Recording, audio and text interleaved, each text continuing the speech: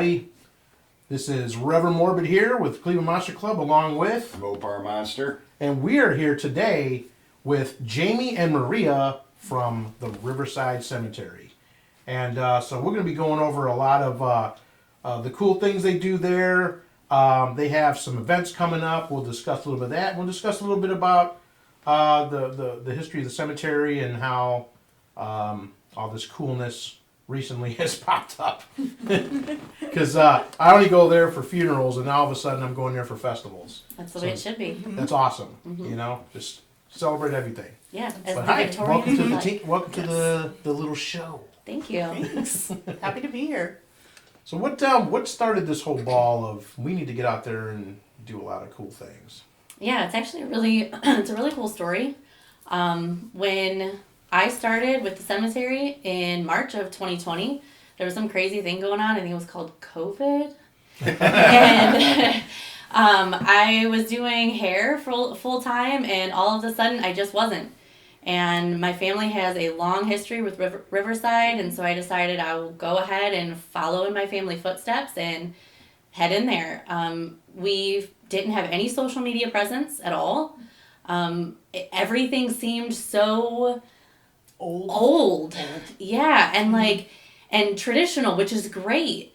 But if we were going to keep ourselves, for lack of a better term, alive, we needed to do something. So I started everything with Fun Fact Friday on Facebook page. Mm-hmm. It was a way to share all of the really cool people that are buried in the cemetery, invite people to be able to come out to the cemetery and do so in such a way that even though we had to social distance, this is 96 acres of prime land right in the middle of the city that was going to give you something to do for free instead of sitting inside during COVID.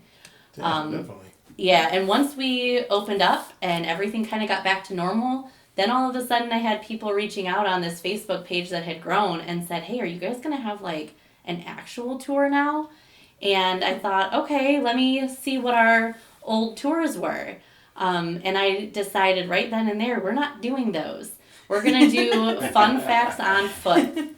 And Fun Facts on Foot happened in, that would have been in June of 22. Mm-hmm. Yeah, June of 22. When I say we, I mean myself and Mark, who's the general manager, put together this awesome, very first, very unique Fun Facts on Foot. We had a great turnout. I did a lot of marketing on Facebook for that.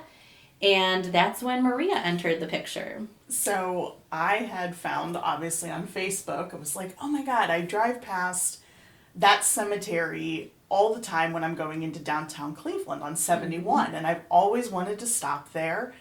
And I remember, going there and thinking like, this is so cool. This is how I spend my Fridays and Saturdays and Sundays.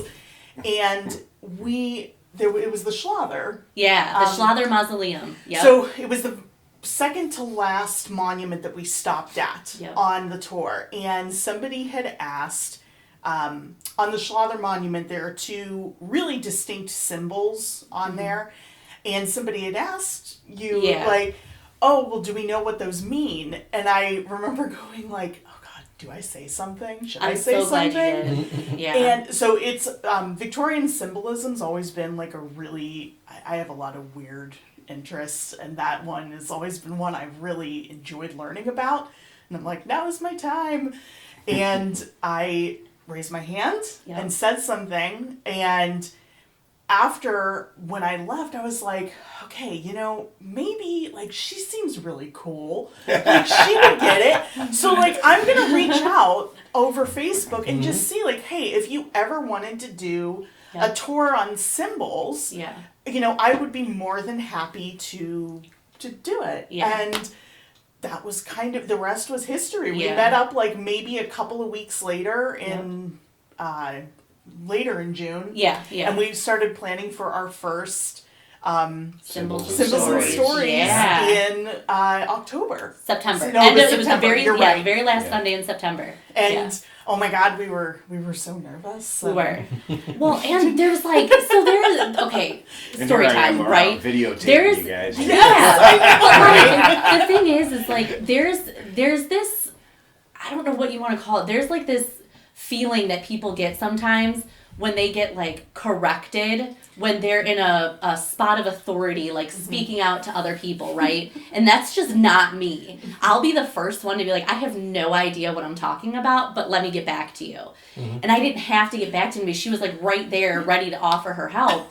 And it was great. And so we had this like first couple of meetings where, you know, when you're weird and like, you're not sure, like, how much weird are you allowed? Yeah. Right. How much weird are you allowed to show weird here? Are you allowed to go here before this person runs the other way? Yeah. Exactly. Yeah. The videos I've seen of you gals, Yeah.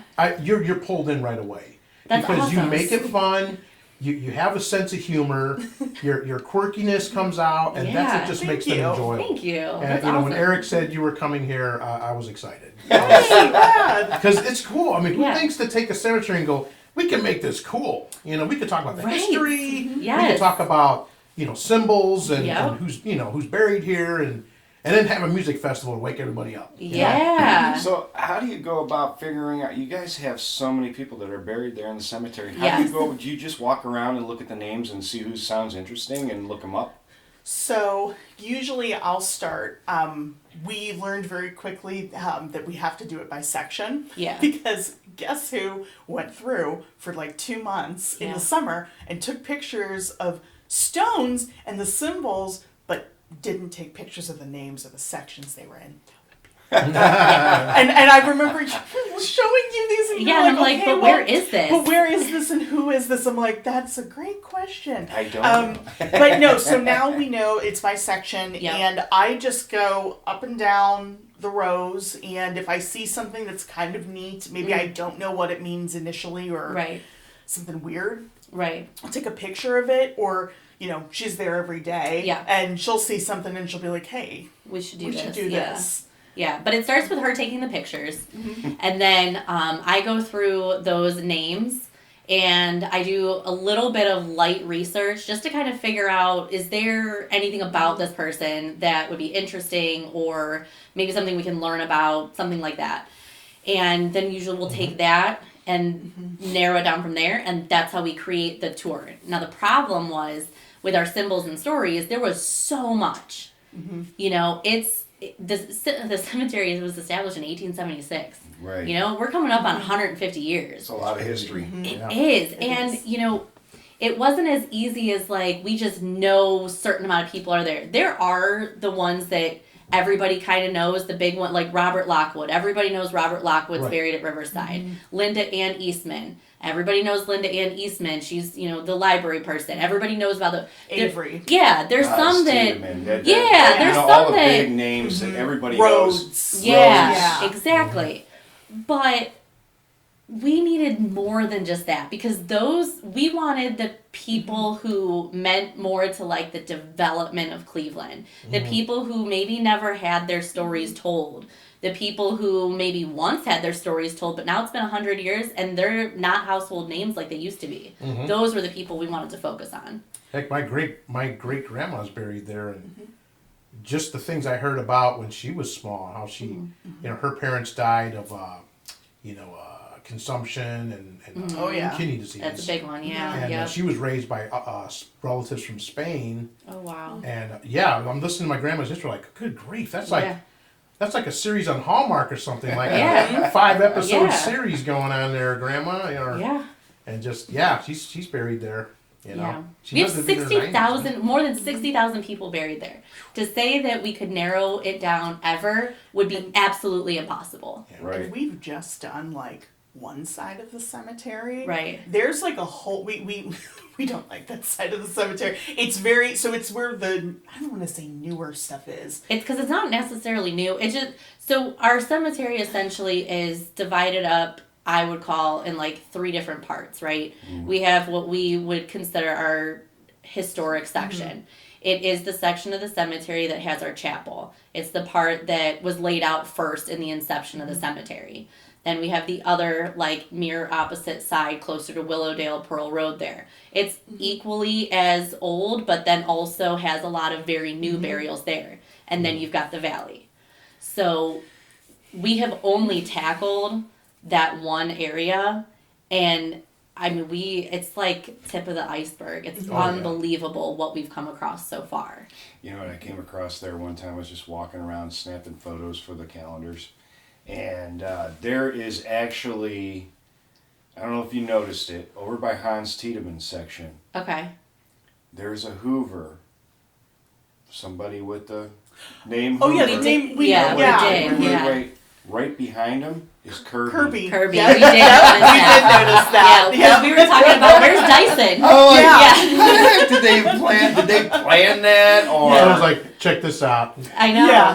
Look around Yeah. putting them. There's quite a few of those, like, funny, like, coincidental names like that throughout the cemetery. And when we noticed that the first time, it was the first thing we said. It was, we're like, where's Dyson? Like, what do we got? Or Shark. Where's Shark? You know? Yeah, there's all kinds of them. Yeah.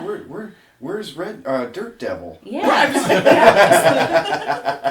I hope that's not there, because, like, that can have many different plays on the words being in a cemetery. I don't want the Dirt Devil being in the cemetery. Not good. Not good. No. Now, you've had a lot of recently a lot of different programs at the libraries. Yeah. Maybe talk a little bit about like how that got going and how's it going now? Because I know recently, I mean, you had like over 100 people at your last one. 171. That's wow. Yeah. Amazing. Yeah. The very first time that we ever went out outside of the cemetery, ready to put on a presentation, we were asked to show up to a sort of assisted living apartment complex. It's like one of those 55 and older sort of things. And unfortunately, the person who marketed this event, and I don't want to say the name of the place, okay, because I'm not going to put anybody on blast, but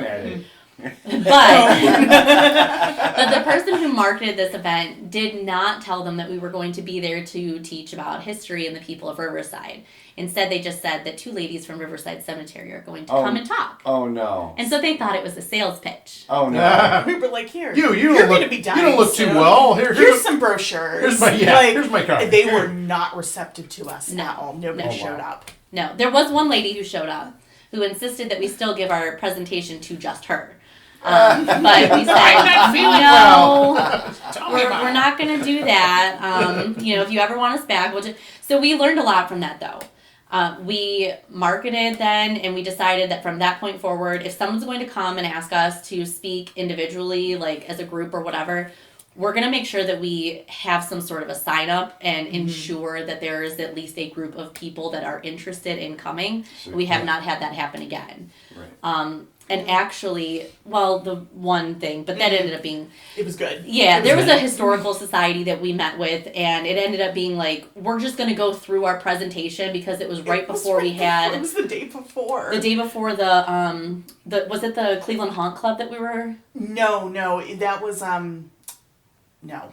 This was, the day before we had the first library presentation. Oh, that's right. Yeah, Yeah. Okay, that's right. Yeah, so we Department figured powers. at the very least we'll go through our presentation and get to practice. But it ended up being, even though there was only a couple of people that showed, they were very interactive, so it was great. It actually ended up being wonderful. But the whole Parma Library thing started because I was there doing research. And I thought, you know what? I'm just going to ask, like, what...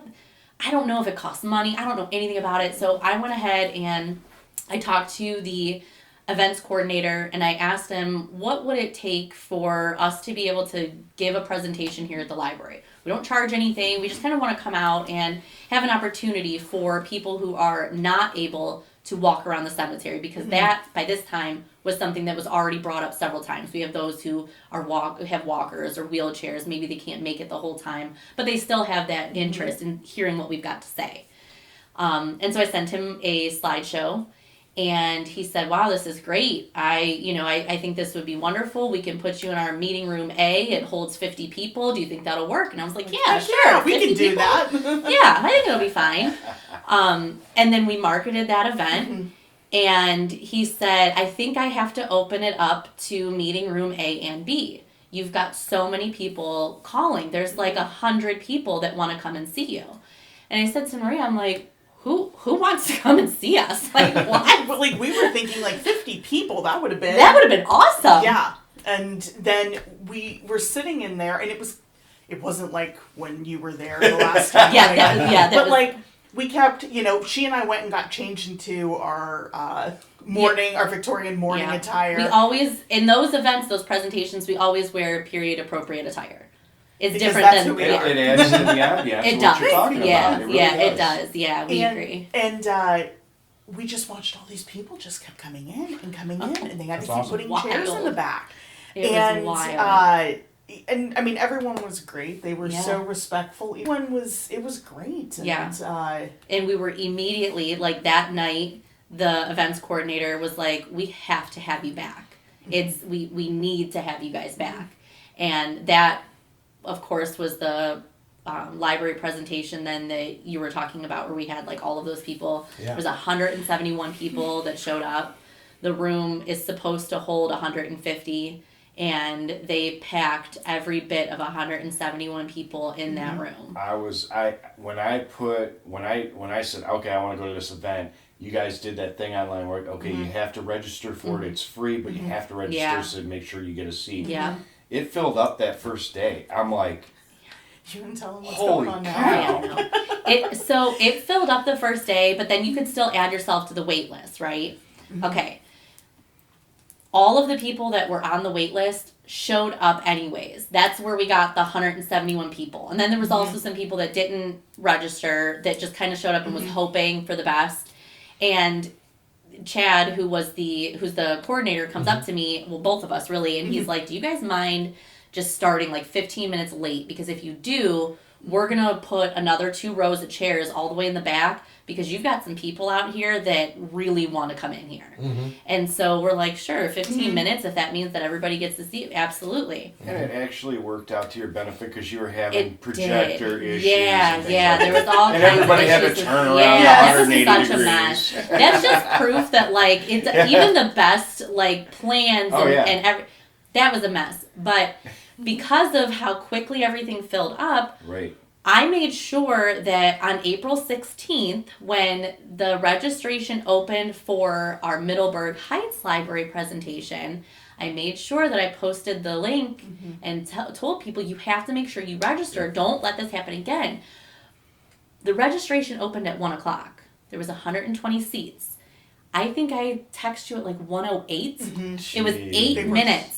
And there was 22 seats left. Wow. Wow, amazing. And by the end of the day, maybe 7, 8 o'clock at night, It was gone. it was done. Just out of curiosity, what was the age range of the people that were there? I mean, that is a strange question.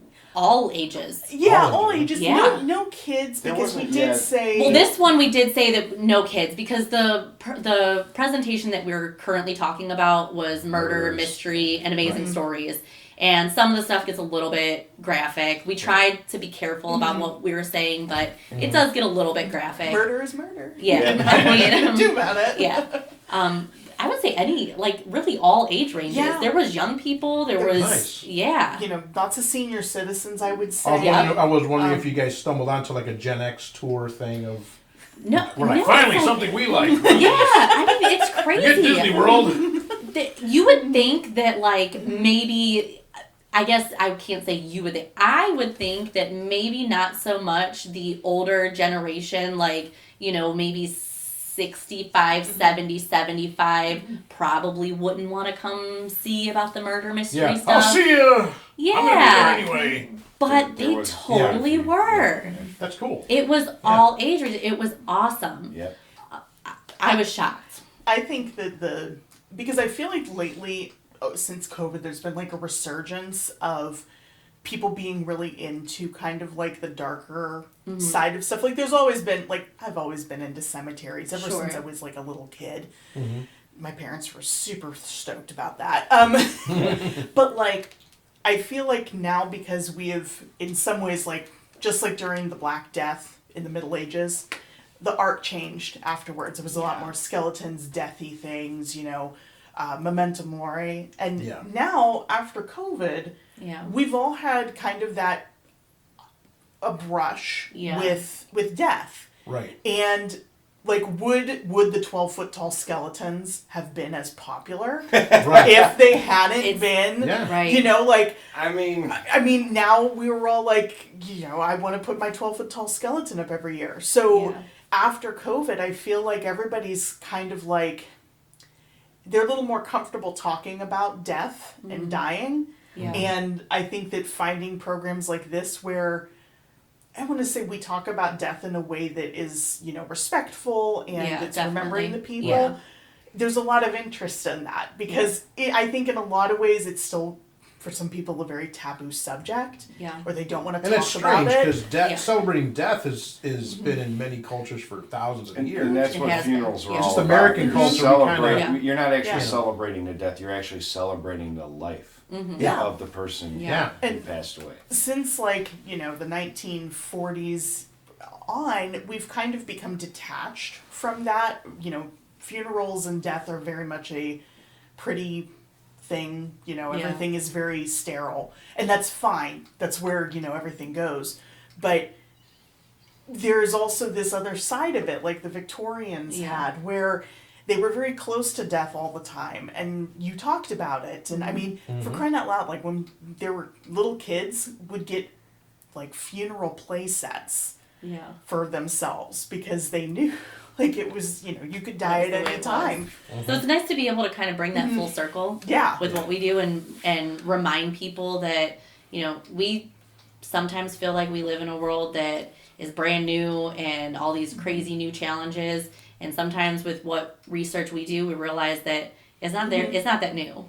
It's not that new. These exact same things were happening 100 years ago, 150 years ago. It's just things that maybe weren't talked about for a really long time, that now we're kind of getting that opportunity to bring it to a group of 150 people in, you know, at a library presentation. Yeah. And let's shamelessly plug, why do you do this kind of stuff? Shamelessly plug that? Oh yeah, shamelessly plug it. I mean, the whole reason why you go out of your way to do all this research and everything is for a reason, right? It is, yes. So all of this started, I guess you could call it not like as a fundraiser, but more as trying to get people to fall in love with Riverside Cemetery. That was really important to me. When I grew up with a family that was always around Riverside, I did not realize the financial need that Riverside has. We are an active cemetery. We have burials every week, but we are a non-profit or not-for-profit cemetery. So our prices for things, they're going to only cover the cost to keep us running, plus a percentage that we are required by law to put into a perpetual maintenance fund. Well, anything above and beyond that, we really hope for people to donate towards the cause. Back in the 90s, our retired general manager, Bill Halley, started the Riverside Cemetery Foundation. It's a 501c3 nonprofit organization that was set for the purpose of restoring the Victorian chapel. At that time, in the 90s, the chapel had already been closed for about 40 years. And it was at a point where he had to decide, are we going to take down the chapel because it was a safety issue? Or was he going to put every bit of his heart and soul into fundraising and trying to maintain this chapel? Well, he decided then, obviously, to put every bit of his heart and soul, had lots of donors, lots of campaigning, and now we have a beautiful chapel that's fully restored. Well, the problem now is, though, that foundation has dwindled down because of trying to keep up with these 150-year-old buildings. And so I felt like if we offered these programs for free, never any cost for anybody, they fall in love with the cemetery just like we have, just like you guys have. Yep. You fall in love with the cemetery, and now you're invested in seeing that cemetery live on for another 150 years or longer. And the only way that you can do that is by giving monetary donations. And it always is so awkward to try and ask people for money, but by doing but if you don't offer something to them and then you ask for money, that's what makes it awkward. But we're offering this amazing presentation, like you had mentioned, the great. dress that we wear, you know? It's great. I mean, It's fun. I love going to these events and listening to the history of Cleveland and the history of the people who are permanent. I always call them permanent Yep, residents that's of the term Riverside we use. Cemetery. Yes, yep, permanent And residents. it's really cool to hear that kind of history, and it's worth it just to throw $10 or $20 in the box. And we appreciate yeah. it. Just for that, or even buying a calendar. They Yeah. sell calendars Yeah. throughout the year, Mhm. and now they're on the Monopoly board for Yes. Monopoly Cleveland. I Yes. bought one of those, but stuff like that they do to raise money for certain things, like a tree falling down and doing damage, Yes. or a roof Yep. that's coming apart, Yep. or anything that needs to be fixed up and repaired around there Right. that's not foreseen, and it doesn't come from all the people who are buried there and everything Right. like that. Because the fact of the matter is, we absolutely could raise our prices. We could raise our prices and that would solve all of our problems, because then all of a sudden now we've got more money to help with the perpetual maintenance of the roads or the trees that need to be cut down or the chapel roof or even the office roof. We could absolutely do that. But when we, and I say we as the, general we of Riverside Cemetery, when they bought the land from Titus Brainerd back in 1875, he had some pretty serious stipulations, and one of those things was that cemetery was always going to be a cemetery for the people, not for the people that were in the upper class, not for the people who could afford it, for any person who wants to have a respectful burial. You weren't going to turn anybody away because of their social status. You weren't going to turn anybody away because of their religious beliefs, because of their Race. their race. That was another one. You weren't going to turn people away for that kind of stuff. There was not going to be any sort of stipulation in order to be buried at Riverside.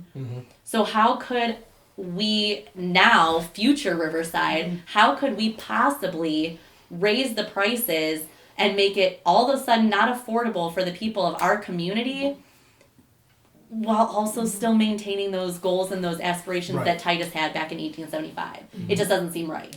So instead, we offer these sorts of programs, no charge to come. $5 is what you donate. Great, we're $5 closer to our goal. Now, how did you, really quick, Yeah. how did you reach, like, you're planning a festival, and Yeah. obviously Eric and I will Yeah, have our super set up there. excited for We're- that. We're Yes. looking forward to that, like, Yeah. big time.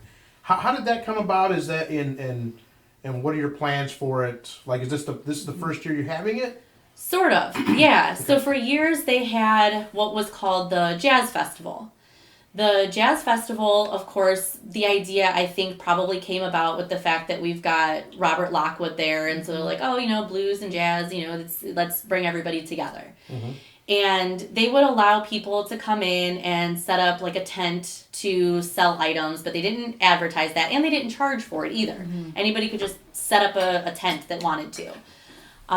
There was no charge to be there. There was no charge for the vendors. And it ended up basically hemorrhaging money. And it was the complete opposite of what the goal was, obviously bringing people in, making them fall in love. And so they stopped doing that. I want to say 2017 maybe was the last year that they did it. I could be wrong about that. And it was a decision of the board that they just would not do it anymore. The general manager, Mark, that I mentioned before, he's looking over the numbers. He's a brand new general manager to Riverside, and he's like, this is everything that you guys have taught me to be the general manager of this place. This seems like the opposite. We're not doing this anymore. And when I came in 2020, I had said, eventually I'd like to bring back the Jazz Fest, but I'd like to do it differently. And at that time, I hadn't quite earned the trust yet. I was brand new. I'd never done anything like this before. Like I said, I did hair before, so what business do I have putting this on? And now that we've gained trust and we've gained everybody just believes that whatever Maria and I are putting our mind to, that's going to be successful. We just won't stand for less. It took a little bit. It did. Yeah. It took some time.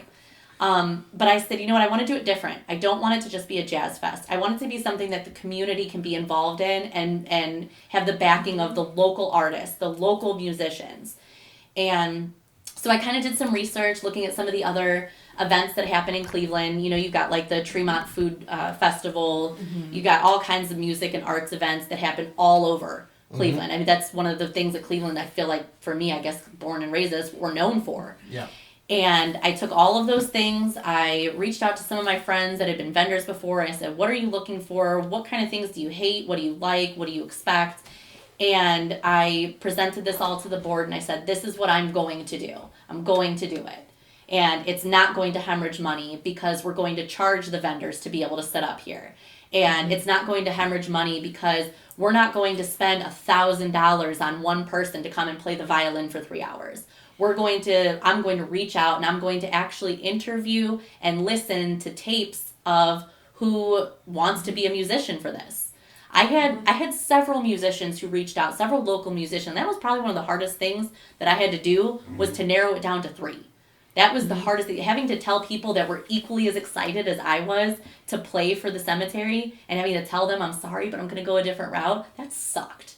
You know, that really sucked. I was really trying to bring one of my friends out. 'Cause they really would have fit it, but I don't know if they got the message. I won't mention. Yeah, it just, you know, it's one of those things that I am excited that I had too many people, because I was nervous. You know, I went in there, you know, on my high horse ready to go and said, this is what I'm going to do. And the worst thing that could have happened would be to be knocked off of it by having no interest. And it was so the opposite of that.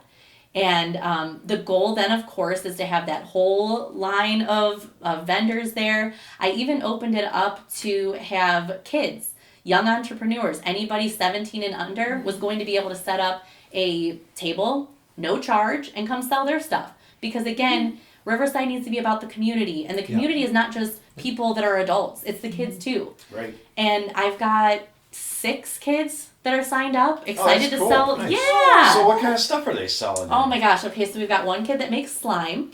So I'm pretty excited about Nice. that. He makes slime. He does, Like yeah. different colored slime and stuff? Yeah, puts like the little Sense it, like yeah, the the little, and like the Ah, beads and nice. stuff like that. Okay. Makes those. I've got another girl that makes pens, like little toppers for the pens. Huh. What else do I have? I've got another one that makes resin dog and cat tags. No You know- kidding. Yeah. Oh, he's gonna do good there. I'm saying, and so like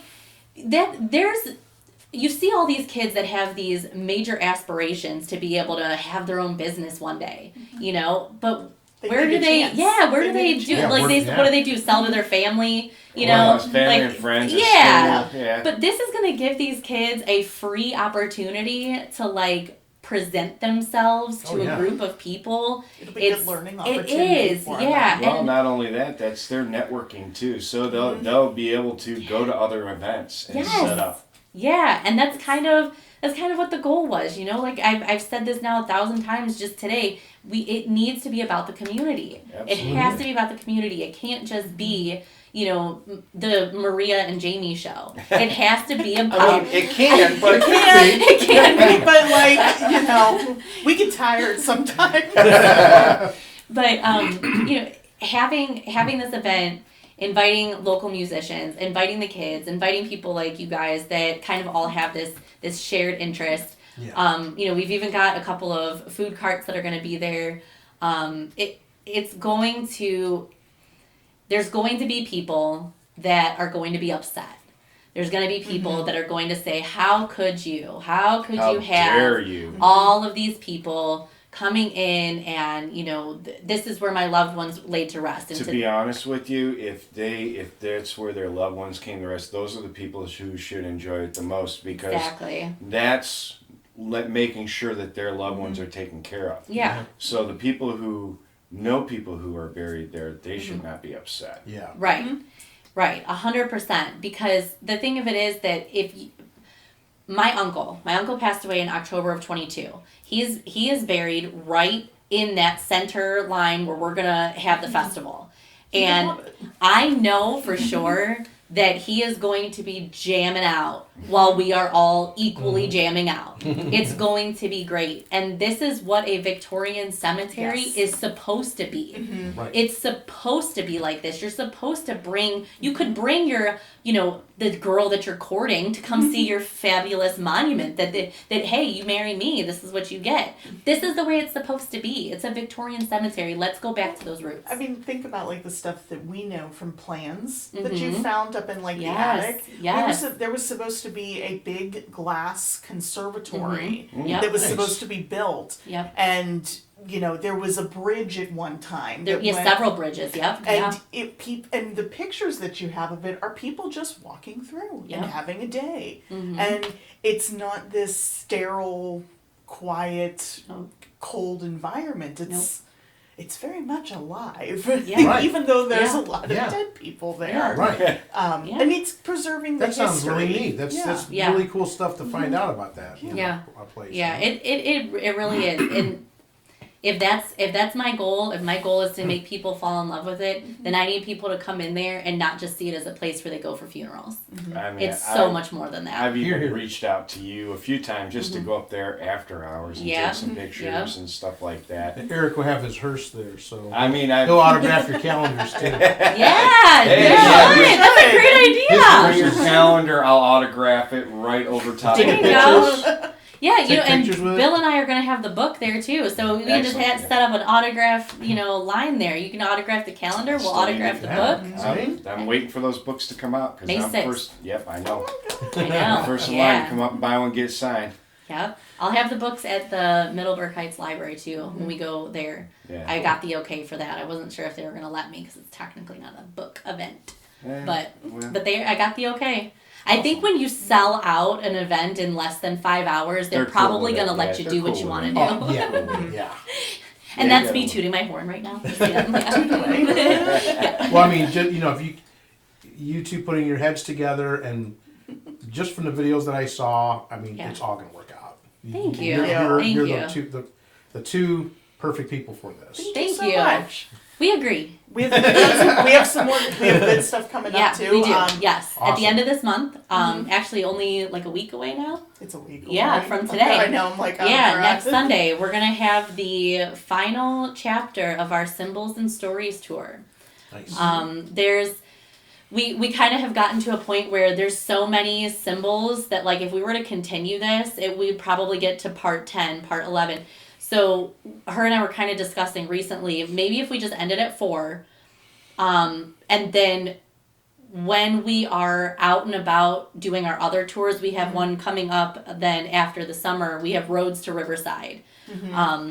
That's another one that we're going to be talking about the names of roads that are in the area that are named after the people that are buried in our cemetery. Well, there's nothing that says that we can't also talk about symbols then at that point if anybody brings anything up. But part 4 will be a really nice ending to everything that we've talked about so far. And so that's really exciting. It's really, really cool to see like the final chapter come from where we all started to where this is going to be on Sunday. Awesome. Super excited. And in October, Oh yeah, October's gonna be fun. Go ahead, you can talk about it. so we have our, what are we calling them? Which one? The doctors. Doctors, diseases, and dreadful cures. So that one, as if you like us dressing up, we're planning to dress up like Victorian nurses. Yep. Nice. Yep. And we're going to talk all about like what killed some of our more prominent people. And We'll talk about consumption, like you mentioned. yeah. Consumption is Right. yeah. We'll talk Yeah. about that and what they tried to do to cure that, if you will. like there's a lot of, you'll see like swaths of children that died and you're like, oh look, they all Yeah. had, like yellow fever or something like that. Yep. And we're going to talk about the crazy like medical practices, the weird medicine that they used to give. Oh man, I think my Them. wife's gonna have me babysitting the kids. She'll be out that one for sure. Yeah. I'll be there. Yeah. You might So see that's Jennifer actually there. another one that sold out like right away. Wow. So we're gonna have her and I were discussing this last year, the year before, where we really wanted to have a chapel exclusive sort of presentation, right? something that like anybody can come to the tours, but we want something that's special, that only takes place in the chapel. Only a certain number of people can come. Our chapel comfortably seats 60 people. Really, it's about 75 if you know everybody, but when you don't, you want a little bit of space in between you and your neighbor, about 60 people. And it was within 2 weeks. 2 weeks we posted this. It was January, because we posted our whole schedule for the whole year. We posted the Eventbrite in January, and it was sold out in 2 weeks. Yeah, I got on that one immediately. That was like, oh man, that's going to be a very small venue. Yes. Well, and part of the reason why I film it and do what I do is for the people that aren't able to either make it that particular day or they just physically can't do it. Right. And we appreciate that too, because there's a lot of people, like Maria doesn't get to hear the stuff that I get to hear because she doesn't work like at the cemetery, you know. But there's people that call all the time that'll say, oh yeah, you know, your guy who does the YouTube videos. I'm like, he's not really our guy. Like, he's got his own business. I'm like, but yeah, he's our guy. Yeah, he's our guy. But yeah, but they're really grateful for that because there's people that do. So the work that you do on that end, it certainly doesn't go unnoticed. Yeah. There's definitely people that reach out that say, oh my gosh, yeah, I'm so glad that you guys have your YouTube guy. And I'm like, oh my gosh, poor Eric. He has, in all seriousness, we do appreciate what you do. Very much so. We really, really do. And the one that's in October that we're doing in the chapel, we're going to do it again at another place in October, but we're not telling anybody about that one yet. Yeah. And we'll have all their contact information at the end of this video. Yeah. Absolutely. To reach out to them about fundraisers, events. If you they have a want to Facebook donate. page. Look up Riverside Cemetery. And Look for the hearse. Yeah. His hearse is. Look for Eric. He's a busy man for them too. He's he's the paranormal / graveyard extraordinaire over here with his. Yeah. So have either one of you ever had any paranormal experiences? And you can actually answer it individually. It's one question we ask everybody who comes on the podcast. Okay, so that building that you actually see in the calendar there, that's our office. Was always built as an office. Okay, never a house. To our knowledge, nobody's ever died in there. Okay? Never a showing place either. It was Never a strictly an showing office. place. Strictly an office. That was always. Everybody always wants to know if it's been a house or if it's always been an office. Okay. We hear stuff all of the time. And sometimes we just kind of equate it to maybe, old building, creaking, things like that. Two things have happened. One that is really creepy. I'm training our new girl. Her name was Chris, okay? She's not new, obviously, anymore, but training her. And one of the things when you work in the cemetery office is you have to be able to look up individuals and find out where they're located in the cemetery to relay that to the family member who might be coming in and inquiring about their family, right? So during her very first day, I am giving her random names to look up. And some of them are like really old because they're ones that I know off the top of my head for like research purposes. And I thought to myself, okay, I got to come up with a name that is, recent so that way she knows how to find these recent burials too. So as she's making the map for that, I all of a sudden I get a chill on my spine. I'm like, oh God, man. I try to stand up a little bit and I'm like, I don't know what's going on. And she says, okay, I'm ready for the next name. And I give her the next name and she starts to look it up. And then somebody comes in the front door and this girl is a mess. She is crying hysterically. She's been walking around out there for like 30, 45 minutes. She cannot find her friend. And she's like, I don't know what to do. She goes, I didn't even know you guys had an office. Something told me just to come up here and you guys would help me find her. I just don't know what to do. She gives me the name and it's the name that I just said to our new girl. No. Yeah. So I just got goosebumps again talking about it. Wow. This was I feel like I have goosebumps on my cheeks. There was it's not even a common name. There's nothing common about the name. This was a burial that had happened 6 months prior that I just pulled out of, there was nothing about, and to see that person, to just know that like, she must have gotten that feeling to come up to the office the same time I got that, I was like, oh, like something happened. And that was, and I looked back at Chris, I look at Mark, and they both were like, what just happened? And it was the craziest thing. The craziest thing that I think for the longest time I had ever had happen to me physically with witnesses happening, right? Mm-hmm. The second thing, it was a Saturday. It was very quiet in the office. Sometimes at the end of the day, after a really long day, we just turn the music off and we just try to like decompress and finish up our stuff for the day. Chris and I are sitting there and she's like, did you hear that? I'm like, yeah.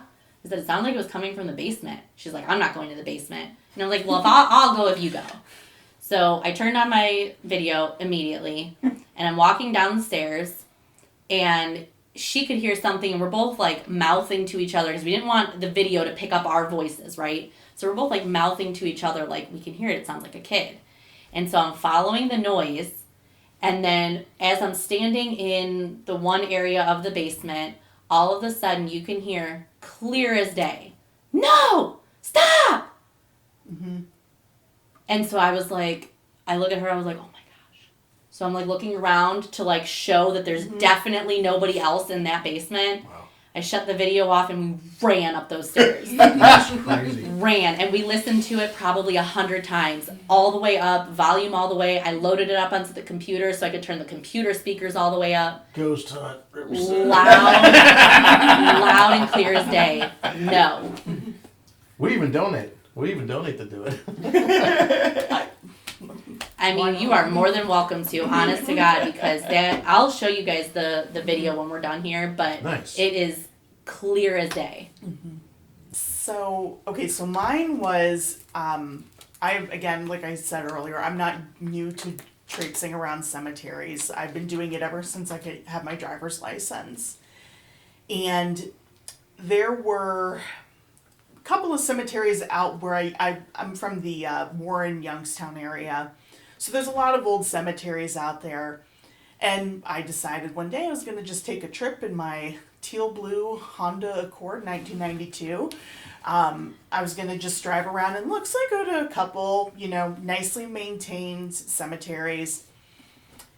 There was one that was not very well maintained. It was pretty overgrown, but it was old. It didn't even have a name plaque on it. It was just this cemetery that was like on the side of a country road. And I pull in, and it is what I felt that day has never happened before, and it has never happened since. I got out and immediately felt like there was a heaviness in the air. It was a beautiful day. It was sunny. I'd just been to another cemetery down the road. Totally fine. Start walking around a little bit, and it just keeps getting worse and worse. And I feel like so the way that it was situated, the cemetery was here and it backed up against some woods. And in the woods, you could see some stones. And I almost felt compelled to walk back there. But something like made me stop and I'm like, I think I need to leave. Like something felt very wrong. So I get in my car and I turn it on, and it will not move. I'm turning it, the engine is on, I'm hitting the gas pedal, but nothing's happening. What the heck? In the back, suddenly my back tires start to spin, and I'm trying to move forward, and it was dry, there was no rain. All this mud starts slooping up in the back, and I can see the mud flying in my rearview mirror. I could not get the car to move. So, like, I go out, and I'm looking, and it's almost, like, stifling at this point. Finally, I was able to, like, maneuver my wheel out, and to this day, anytime I go back to visit my parents and we drive past that, I still get this, like, just... There was something there. Wow. And it looks like when I drove past, they have cleaned it up. So I'm kind of wondering if because it wasn't well maintained, that maybe Maybe were having the same Yeah. thing they were. too. But a friend of mine told me something, and she said it sounds like something there was hungry, like it felt your energy. It doesn't get a lot of visitors. Yeah. And wanted to feed it off wanted of it. to keep me there. Because of course the car wouldn't move. Yeah. And I've never had it happen again. I've been to probably 30 cemeteries in my life that I can remember, and I've never had an experience like I had that one. Wow.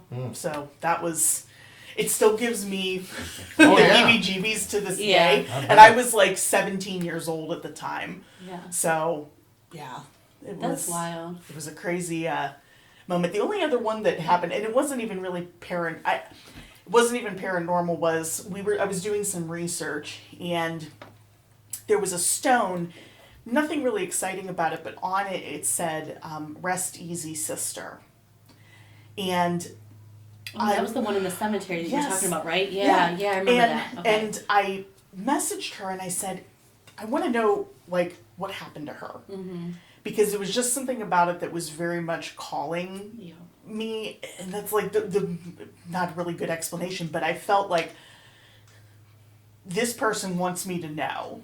Mm-hmm. And when she texted me, like, the next day, she said, that woman killed herself. Yeah. And it was just, ooh, like, somebody wanted, but it wasn't bad attention. It wasn't, No. it was more Yeah. sad than anything else. Yeah. But, yeah, those are my, those are the two Run-ins. that I can It's say. almost like they know. They know Yeah. your Yeah. interests. They know that you would appreciate it and Yeah. respect it. And Yeah. yeah, it's there's something, not to go into a tangent of it, but I don't believe in the religious afterlife, but I believe there's something going on Yeah. after we pass here. Mhm. There's some kind of Yeah. different existence that parallels ours that Yeah. we can still interact. I agree with that. I agree with it 100%. I think it would be naive to believe that there. We have a running joke that, Yeah. like, there's certain people in the cemetery that we've, like, learned about and covered, that they all get together at night and, like, hang out Yeah, and and, like, cause mischief. Throughout the cemetery. We're Yeah. we're like confident. There's easily a list of like 3 or 4 that we know for sure. They have to be out That's a running whole amok in nother the tour. cemetery. Mm-hmm. Yeah. There's gotta be Well, a some whole of them other are ones tour. that we featured on our Yeah. tours though. I know, but That's Yeah. what we do. we need a nighttime tour. You're We're dead. working you're, on it. yeah, Yeah, I know, we're that'd working be on so it. We're cool. working on it. Our goal is to have a nighttime tour next year. We already talked about it.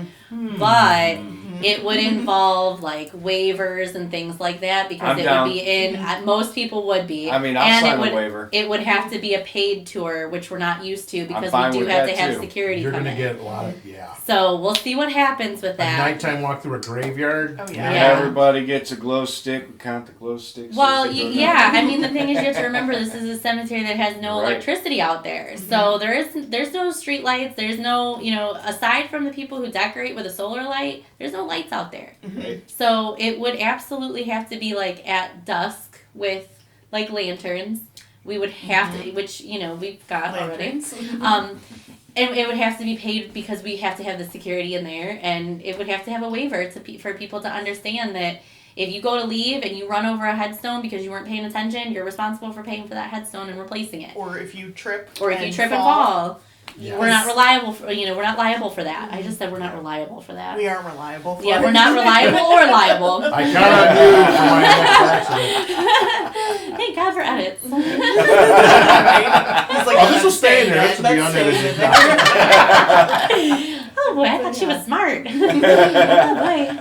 So If people only knew what happens behind the scenes. Absolutely. I mean, We're Yeah. like ducks. We're very calm and like moving up top of the water, and underneath it's like, yeah. just like We don't have ducks in a row. We've got pigeons and they're flying all over the place. yep.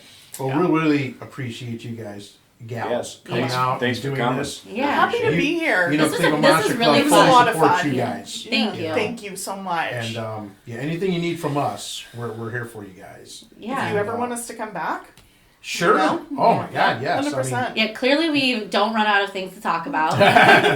Did Never. we even cover what you wanted us to cover? Yes, You covered Okay, everything. good.